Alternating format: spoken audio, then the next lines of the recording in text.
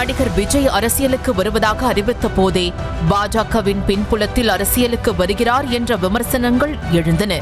ஆனால் தமிழக வெற்றி கழகம் துவங்கப்பட்டு விக்கிரவாண்டியில் நடைபெற்ற முதல் மாநாட்டிலேயே கட்சியின் கொள்கை அரசியல் எதிரி, கொள்கை எதிரி என பட்டியல் போட்டு தாவேகா தலைவர் விஜய் பேசியிருந்தார். இந்த பிளவுவாத சக்திகள் கூட நம்ம ஈஸியா யாருன்னு கண்டுபிடிச்சிடலாம். ஆனா இந்த கரப்ஷன் இருக்கு, அதுக்கு முகமே இருக்காது, முகமுடிதான் இருக்கும். முகமுடிதான் முகமே. இப்படி முகமுடி போட்ட கரப்ஷன் கபடதாரிகள் தான் இப்ப நம்ம கூடவே இருந்துகிட்டு இப்போ இங்க நம்மள ஆண்டுகிட்டு இருக்காங்க. எஸ், ஐ ரிப்பீட்,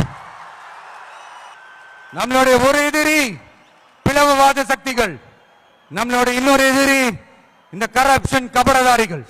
மாநாடு முடிந்த நொடி முதல் தாவேகா தலைவர் விஜய் மாநாட்டில் அதிமுக குறித்து எந்த கருத்தையும் கூறவில்லை என்ற செய்தி தீயாய் பரவ, எந்த இடத்திலும் அதிமுக குறித்து விஜய் விமர்சிப்பது இல்லை என்ற பார்வையும் எழுந்தது.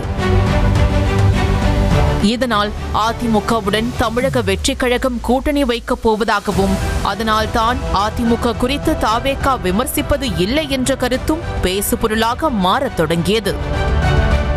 2026ஆம் ஆண்டு சட்டப்பேரவை தேர்தலை அதிமுகவுடன் கைகோர்த்து தாவேகா சந்திக்கப் போவதாகவும், இதில் வெற்றி பெற்றால் தாவேகா தலைவர் விஜய்க்கு துணை முதலமைச்சர் பதவி வழங்கப்பட உள்ளதாகவும் பேசப்பட்டு வந்த நிலையில், தமிழக வெற்றி கழகத்திற்கும் அதிமுகவிற்கும் இடையே சிலர் பாலமாக செயல்பட்டு கூட்டணி பேரம் நடத்தி வருவதாகவும் தகவல்கள் வெளியானது.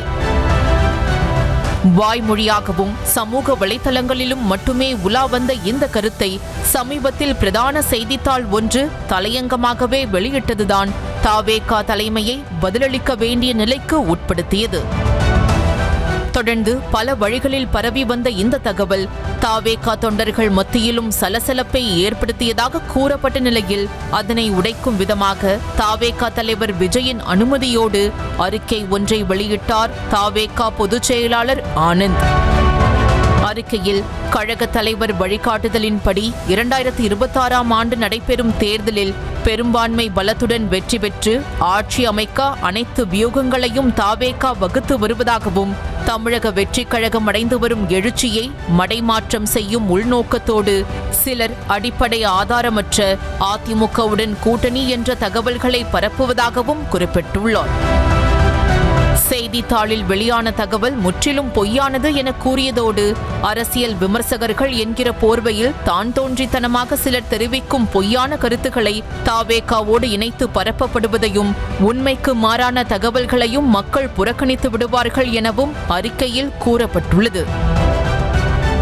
ஆரம்பத்திலேயே தொண்டர்கள் சோர்வடைய கூடாது என்பதற்காகவும், தற்போது கூட்டணி என்ற தகவல் வெளியானால் அது தங்களுக்கு பலவீனமாக மாறக்கூடும் என்பதற்காகவும் இவ்வாறு ஒரு அறிக்கையை தாவேகா வெளியிட்டிருப்பதாகவும் கூறப்படுகிறது.